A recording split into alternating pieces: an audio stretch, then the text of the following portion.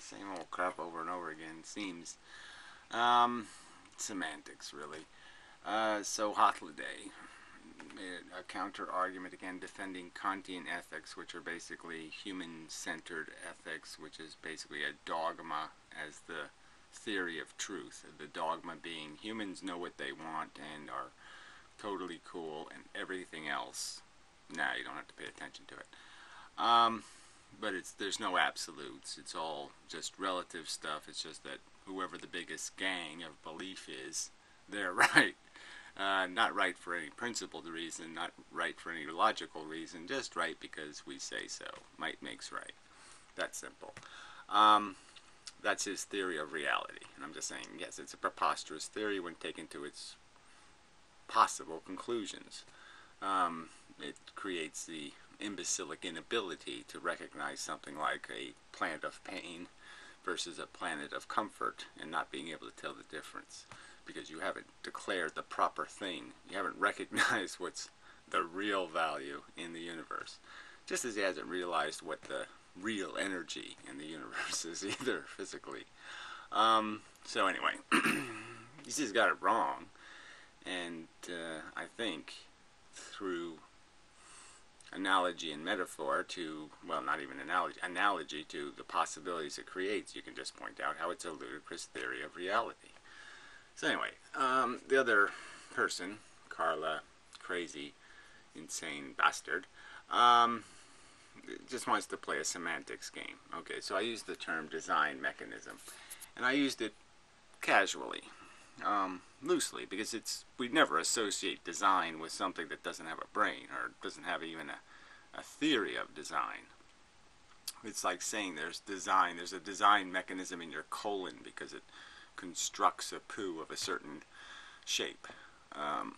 It's just pointing out that here's the most important thing in the world, the creation of sentient beings, and it's being controlled by this mechanism that doesn't have any design in it. It doesn't have any rational configuration standards. It's a spinning wheel with, 10 idiotic natural laws, and you just spin the wheel and whatever happens, happens. There is no design. It's just insensible because it has no sensibility. So again, I just think this is just totally unnecessary. But anyway, let's just play along. To design means to plan, make decisions about something, something that is being built or created. So obviously I'm not saying that evolution plans, but it clearly makes decisions. I mean, it clearly establishes what will happen, through this circumstantial environmental imposition. So it's, but again, to plan, no, it doesn't plan. To create the plans, drawings, etc. Well, etc. is kind of an important word, right? Because again, it does create a configuration. I mean, the evolution of the environmental circumstances, whether a meteor hits or a comet, whether certain things are killed by a virus or some other circumstance that happens that makes it possible for something else to happen, which makes it possible for something else to happen. These are all causes and effects that do have a structure that mimics design. Thus, it makes no sense. Okay, well, here we go. Now, one more. To plan or make something for a specific use or purpose. Quite obviously, it's not planning, but clearly there is a making, and there is a making for what could be described as an always moving goalpost of perfection in terms of being the perfect bug. It's a bug planet. I mean, people haven't figured this out yet. We're bugs. Okay? Yeah, we got our guts on the outside, but we're bugs. Anyway, evolution doesn't have a mind. Well, duh. Evolution isn't a person. No one's making that argument. The argument's clearly being made that evolution is doing something that we usually only let persons do. We only let persons like drive buses and do things like that. I mean, now we are letting Google software drive cars, but I'm just saying, in most cases, we don't let non-persons do important things because we don't trust non-persons. Evolution isn't a person. Thus, it makes no sense to call it a design mechanism. Well, again, you say it makes no sense. I think it makes perfect sense in the sense that this is the most complex thing in the universe. Quite obviously, it was constructed by 4 billion years of evolution, and there was configurations, dials, so to speak, that were in a certain position for the creations to turn out the way they turned out. And to say that just because there was no person controlling the machine, therefore there's no design, I think is just stupid. And yes, there's no intent, but it doesn't really matter. The point is it's the most important and most complex creation in the universe, and it was created by crude and dumb forces. And it makes no sense to judge it. Well, again, that statement in itself. Oh, we shouldn't judge the most powerful force in the universe. Powerful in the sense that it's controlling the most precious thing in the universe, and therefore we should not judge its performance. Why? Oh, that's right, sacred cow. And if you are judging the products of evolution, you are not judging the mechanism by which they came into being, but only the products. Again, does that make any sense to you? Does that make any sense to anybody? That to separate the creator from the creation. There's a process that is responsible for our existence. It's called evolution, and it's perfectly rational to associate that process with the end product. It would be irrational not to associate the two. The connection is so overwhelmingly substantial. Would your philosophy be any different if life had come into being by the process of evolution, but instead simply popped into existence? Would my philosophy be any different? Well, obviously my philosophy would be different in the sense that I would have to account for this popping thing. So if you're going to say that there's some way that things could just pop into the universe, that things just popped into the universe, I actually witnessed the popping. Well, clearly my philosophy would be fundamentally different, because then I couldn't exclude the popping of something like a plug you can unplug, or the popping of a million other scenarios. If a human could pop into existence, then something perfect, quote unquote, could pop into existence. So I'm just saying, of course, my philosophy would be different, because I would be living in a world that was totally unpredictable, rather than a world that's totally predictable, that never does anything outside the bounds of cause and effect. So popping into existence would mean cause and effect is dead, which would mean then you're really in a universe with which you have no control, with which you can make no decisions about anything almost, because you could never be sure what was going to pop into existence tomorrow. Obviously not. So all your pseudo-criticisms of evolution, pseudo-criticism, I mean, does that make any sense? No. So they're certainly not pretending to be criticisms. They're overt and, I think well-stated criticisms. And I just think this is you're just playing word games here. It's clearly sensible to recognize evolution as the creator, to recognize that it creates by a standard of functionality. It has certain rules of its functionality. And whether you call it a design mechanism or a creation mechanism or a poofter, it really doesn't matter. It's the thing that created us, and it's the thing worthy of critique. Aren't actually criticisms of evolution success, but merely expressions of your dislike of suffering. Well, again, clearly it's a dislike of suffering that is the motivation for bothering with a critique. I wouldn't bother critiquing if it wasn't playing with precious commodities. It wasn't crude forces being controlled by precious commodities, a fact of the universe. Crude forces controlling precious commodities. Then yes, I wouldn't care. I would say, I don't care. Go ahead. Poof all you want if you're not going to poof something sentient and then torture it. So clearly, the fact that I dislike suffering, in the sense that I think suffering is a bad thing happening in the universe, does mean that I will find criticism of things that are wasting that thing called suffering, that valuable thing.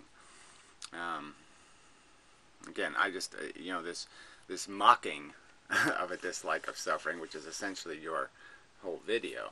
But I don't know why you're doing this. Again, you don't reveal yourself in any way. What is the fundamental poofing philosophy you have that enables you to be glib about something like suffering, or to find justification for it intrinsically in the universe? somewhere in the universe there's an intrinsic justification that doesn't have to have something to do with your nihilist philosophy or your vain philosophy or your egocentric philosophy or your ambitious philosophy or your silly projections of value.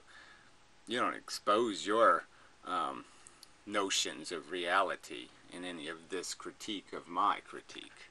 So we don't know where you're coming from and what bigotries and biases are controlling your need to play games of semantics. And that's all you're doing. It's a silly little word game you're playing. Nobody was taking me literally saying I think evolution's a human being who draws on a has a drafting table, and evolution is just a bad drafter. It's really bad at architecture. That's not what's being stated, and I think you know that. And I think of course everybody else knows that. The argument is that the drafting gets done by this crude process, just like an eddy gets created in a stream, and the crude process isn't sufficient for the value of the thing being created. The thing being created is way too precious for this demolition derby of a game it's being forced to play. All right, so enough of that. I think it's been disposed of sufficiently. So now to Hothliday, like I said, so this whole philosophy of his is just all this subjectivism and this relativism and this, theoretically, I'm just saying, I think it goes absolutely nowhere. To say that we're right because we're a majority just seems idiotic.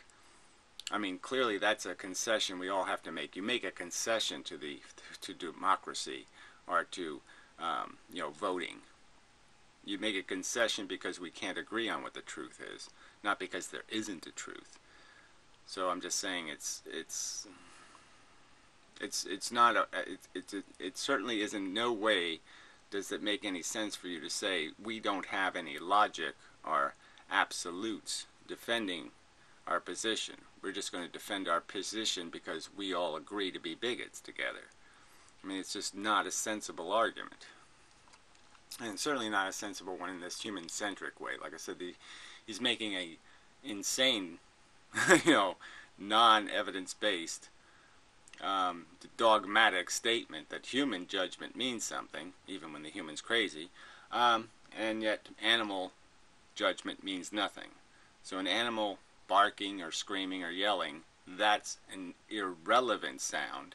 And when a human yells and screams and barks, that's a relevant sound. And that's just so overtly a dogmatic religious presumption. That's not a rational. There's no way you can rationally make a distinction between these two sentient organisms and their welfare. So it's just nonsense. If you want to make a claim, most logicians and critical thinkers and atheists of alike understand that if you make a claim, you have to back up the claim. Appeal. Yeah, well, whatever. I'm just saying, I think I have backed it up. I'm saying you haven't backed up your claim as being a counter-argument, as being anything sufficient to overwhelm my individual judgment that you're preposterously wrong, no matter how many of you exist. I'm saying there's no logical continuity to your bigotry, first off, and then it doesn't make any sense in the sense that how can there possibly be value that you project if you're saying there is no real value? If you're not going to say that it really matters, then there's no point in telling me we're just pretending it matters, okay? I mean, okay, you're just pretending it matters. If it doesn't really matter, then you're not really playing a rational game, okay? You're just little girls playing some little delusional let's play house game, but you're not playing any reality game. So how could it possibly mean something? How can you possibly say there's only projected value that doesn't have any real element and then argue values? In my opinion, that's just plain insane. And so me as an individual sitting here is going to say, I don't care how many of you people think it has value. If you can't demonstrate it has value, you're not saying anything I can understand. And I'm saying I can demonstrate in the sense that it has been demonstrated to me. Okay, you're saying you don't get my argument because I say I'm a sentient being and I've learned from being a sentient being the difference between nail in my eye and little pet on my head. And I know the difference between those two things, and it's a dramatic difference, and I'm saying I have discovered that through life experience. To me, it's a conclusive evidence. It's conclusive evidence of the distinction. I've lived it, I've tasted it in every way, I know it exists, and there's just no way you're going to convince me that no, a nail in my eye is just as good as a pet on my head. No. Never going to convince me of that. You can back up that claim with a proof by contradiction, which is kind of looking at the alternatives. But if you want to claim a proof by contradiction, you actually have to be thoroughly correct about the alternatives. Well, I think it is thoroughly correct in the sense that, again, all you're saying is to make my analogy effective against you, I just changed the analogy into animals, great apes on gurneys being tortured there. So there's a planet with gorillas and chimpanzees and bonobos and all kinds of cute little monkeys on gurneys having nails driven in their eye, and there's a planet where they're all eating bananas and going ha ha ha ha ha, making laughing noises. And you're saying by your philosophy you can't make a distinction. You can't pick which planet's better. You're totally confused. And obviously that would point out that your philosophy is insane and crazy because you can't make the most obvious distinction in the universe, the most value-rich decision in the universe. Your brain fails. So obviously there's something wrong with your underlying theory of reality that you can't get the most obvious question right. And this kind of argumentation is not really disposed to that. And I've quoted one example, whereas you say rejecting that leads to this position, I've just briefly summarised how it doesn't necessarily lead to that exact position. It might lead to the position where you and this is why I have asked you to talk about animals. If you want to dialogue with people, quoting the Jewish torture and stuff. It's not particularly not Jeff. He means the Holocaust. So he would find, like, again, so he would say that as long as the humans, as long as the Jews are smart enough to know to say, ouch, ouch, stop doing that, I don't like it, it violates my dignity. So when they can say that, it's okay. But if I created some human beings who I kept really, really ignorant, and I enslaved them, that would be okay because they didn't have any personal statement. They couldn't make a personal statement saying, stop doing it because I have programmed them to be obedient. So I can abuse all I want as long as I get the thing I'm abusing to be fooled. So you can fool stupid people all you want, steal all their money, enslave them, and it's all okay as long as they don't know you did it.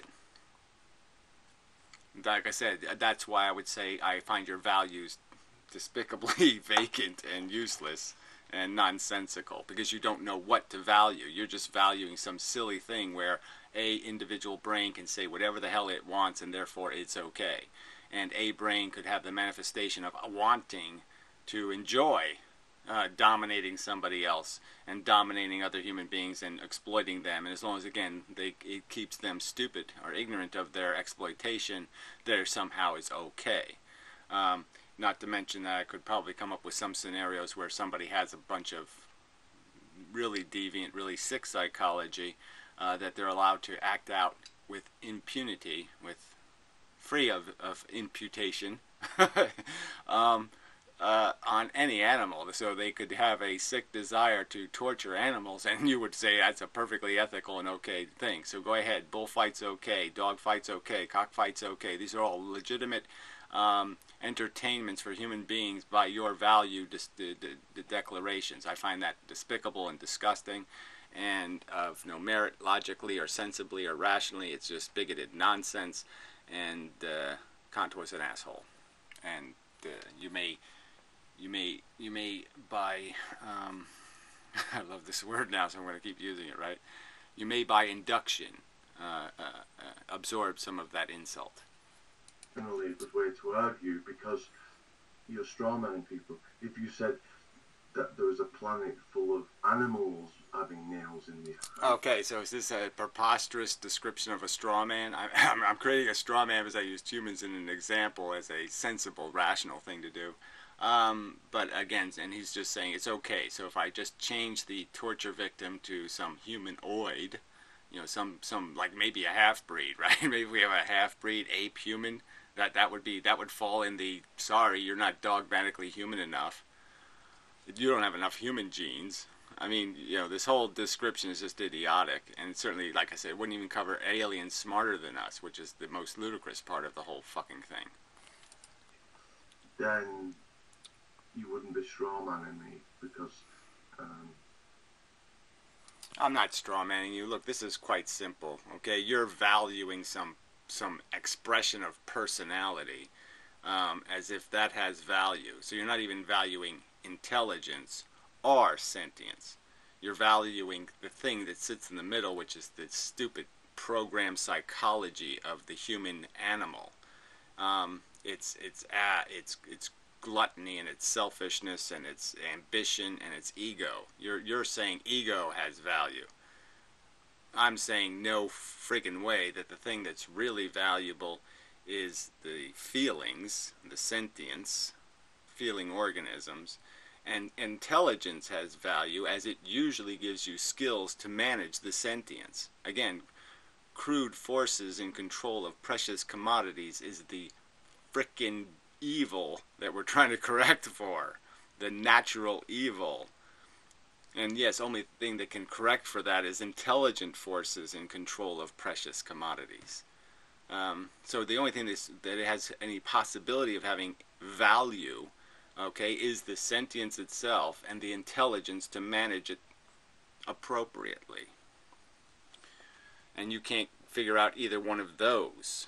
You're just saying some idiotic notion in the head of a human has value. Whatever that notion may be, whatever stupid circumstance created it. You know, his mommy stuck her finger too far up his ass when he was a kid or something. And therefore, whatever the deviant psychology that arises from that somehow has intrinsic respectability. But sentience and intelligence don't have intrinsic value. Sorry, that is crazy. Perhaps I could tell you that it would cause me a lot of distress, and if we was in a community of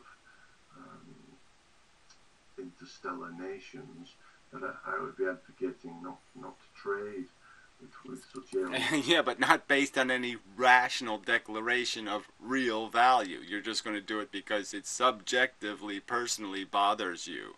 That's not a rational argument why something should or should not exist. So again, that doesn't mean anything. Saying it hurts my feelings, okay, is not a philosophy. It's not a statement of philosophy. It's not a defense of a philosophical declaration of what ought to take place. Oughts ought to have something called logic behind them, and you ought to be able to defend the logic of the offense to your sensibilities, which I think you could, but you aren't willing to because you're not willing to concede that it is intrinsically and fundamentally logical to recognize suffering as bad, because every single stick of evidence in the universe points to that fact, that the word bad wouldn't even exist if sentient negative sensation didn't exist. So yeah. Anyway, I think that's enough. I was thinking I should probably do some, you know, there's little things the Modern Mystic posts on his videos here and there that I really do feel like commenting on, and I really should do some economics videos. I really don't want to get into that, but yeah, I sort of do, so yeah, maybe I'll do that. But anyway, I'll put it on the Fair Economics channel if I can get it to work. I mean, if I can get into it, if Google will allow me access to it. So anyway, I think that's it. I think there was a comment by the Laura person, but I think she took it down or it's disappeared or something. I don't know what happened to it. Somewhere on this, I think it was this Ethel death video or something. I believe it was. I believe it was on there somewhere. It might not have been. Maybe it was just something my brain thought happened. So I think there was one jerky comment on here, I think. Let's see. Shit, Nick, you fig. I don't know what that means. Meaning, purpose are conflated. As per your words, meaning and purpose being agree. Usually still okay. That guy's okay. There was some guy who made some kind of... Oh, Al Sunshine, that was it. I'm currently reading Origin of the Species. It's amazing how what Darwin wrote has been twisted into pseudo-evolution. No, to me, yeah, it's amazing that you phantasmagoricals are twisting what he wrote into, a pseudo-religion. I mean, it was pretty clear that he stated it more than once, that this system is just, using. Well, he didn't use that terminology. But the fodder of it. Okay, he made examples of the circumstances where organisms are enslaved to this a harsh brutality just because it has the end result of this enhancement of their genetic competition. Evolution being a bad design implies intelligence. No, it doesn't. I mean, this is just your distortion. I don't know what kind of Christian you are, what kind of liar you are, right? Bearing false witness, sir. But I'm just saying, it's just nonsense. Nobody who's being fair or rational would ever think that I was implying that evolution was intelligent, because I was overtly saying there's no intelligence in the design, and there's no argument that it has a personality or that its decisions are arbitrarily human-like. Like it does things for some reason that is hidden. The reasons are right out in the open. We can see the reasons things happen, and the reasons are insufficient to the consequence. Evolution isn't a design, it's a process. I suspect projecting a human quality onto non-thinking process is an error in thinking. Well, again, there's no projecting of a human quality, so again, this is just a lie and a distortion on your part. Nobody being reasonable would be confused to think I was saying evolution was at all a human being. I made it clear that it's a process, that it's mechanical, that it's crude, that it's simple, that it doesn't have sufficient knowledge of things like the meaning of suffering. I said those overt words. So it would have to be a human of absolutely zero intelligence. Zero intelligence is what I compared it to. A human of zero intelligence would get a 0 on an IQ test. Evolution would get a 0 on an IQ test. It has no IQ. Retard. So if you find a human with no intelligence, I say, yeah, that's just like evolution. So go find me that human vegetable, and I'll explain how that's as smart as evolution. God, you're such a liar. Go to hell, haha, you're going to go to hell. You're a false witnesser. Nah, nah, nah, nah, nah. Anyway, fucking assholes. So, till next time, and such.